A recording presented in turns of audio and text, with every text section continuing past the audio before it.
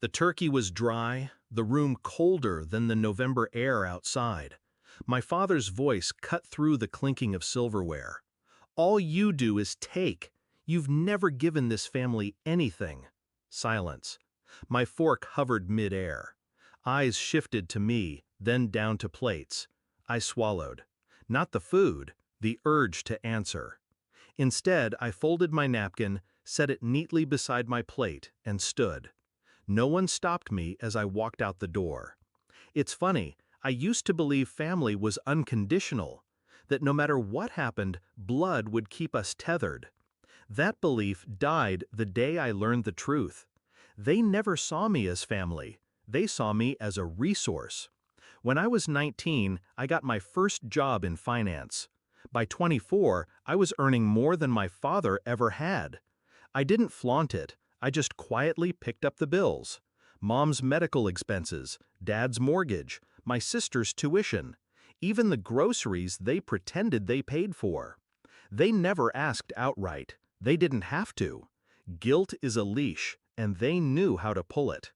For years, I told myself I was doing it out of love, that it wasn't about repayment, it was about care. But there's a thin line between giving and being used. The signs were small at first. A thank you that felt hollow.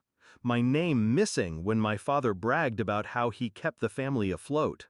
The assumption that my bank account was bottomless, that my time was theirs to command. Then came the betrayal. Not sudden, but sharp enough to leave a scar. It was last summer. My sister threw a graduation party. I'd paid her tuition in full for 4 years. When she toasted the people who made it possible, she thanked her professors, her friends, and my parents. Not me. Not even a nod. After the party, I asked her why. She shrugged. "It's not like it was your responsibility. You just helped." Helped? Like I'd carried a grocery bag, not her entire future? That Thanksgiving dinner was the final nail. My father's voice didn't just accuse, it erased me. All I'd done was invisible, reduced to nothing. I didn't argue, I didn't defend myself. That would have given them the satisfaction of thinking they'd hit a nerve. Instead, I walked away and started calculating. The plan was simple: remove myself. Completely. First, I stopped the auto payments, the tuition, the mortgage, the utilities. All under my name, all gone with a few keystrokes. Next, I closed the joint account I'd set up for emergencies, which had somehow become their personal ATM. Finally, I called the insurance company and canceled the premium health plan I'd been covering for both my parents. They'd revert to the basic plan my father's part-time job provided. I did it quietly. No warnings, no announcements, just absence. A month later, the cracks began to show. The first call was from my sister. Why did the tuition payments stop? Her voice was shaky, panicked. I texted back, "Thought I never gave you anything." No reply, just silence that said more than words.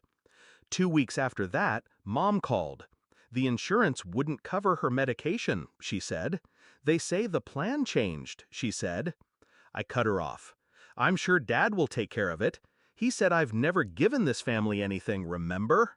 The line went dead. By Christmas, they were drowning. My father sold his truck to cover the mortgage. My sister dropped out mid-semester. Mom started skipping doses to stretch her pills. They didn't invite me for the holiday. I wasn't surprised. I thought I'd feel guilty, that some part of me would ache watching them struggle. But guilt only grows in fertile soil, and they'd burned that ground to ash. What I felt was free. In January, I ran into my father at the grocery store. He looked smaller somehow, older. He avoided my eyes, but I didn't give him the mercy of looking away. "How's the family?" I asked, my tone polite. He forced a smile. "We're managing." Managing? A word people use when they're barely holding the pieces together. I nodded, let the silence hang, then walked past him without another word. I didn't need to raise my voice at Thanksgiving. I didn't need to prove my worth in the moment. I just needed them to live without me, to understand what my presence had been by feeling my absence like a missing limb. Revenge isn't always loud. Sometimes it's the quiet withdrawal of the thing they thought they were entitled to forever. And sometimes that silence is the loudest thing they'll ever hear. They thought I'd never given them anything. Now they know exactly how much I did, and exactly what it feels like when it's gone.